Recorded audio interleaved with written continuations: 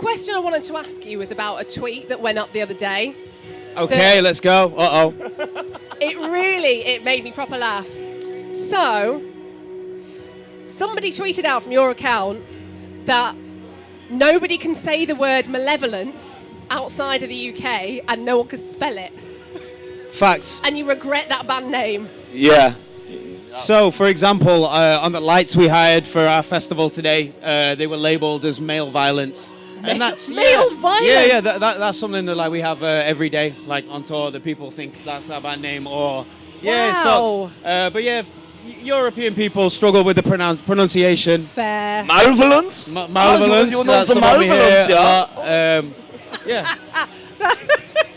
I want to see like a montage of people trying to introduce the band. Yeah. No, it's embarrassing. So we actually fantastic. picked the name out of a dictionary when we were like 15, something Yeah. like that. About 14 years ago, we were like, okay, we need a aggressive heavy metal band name. So we just Yeah. flicked through a dictionary and we were like, oh well, that one sounds cool. And yeah.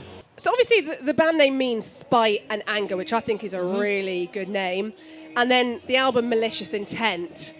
There's like a theme running there. Where does the rage come from? Where do you get that inspiration?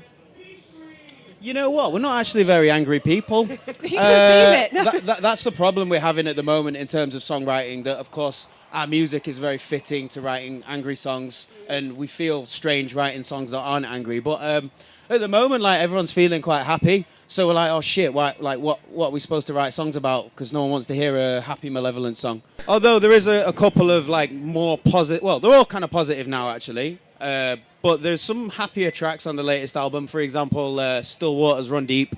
That song is about kind of just being in a band and going on tour and like the connection we've made with one another and, you know, just the overall project and how it's been a huge part of our lives.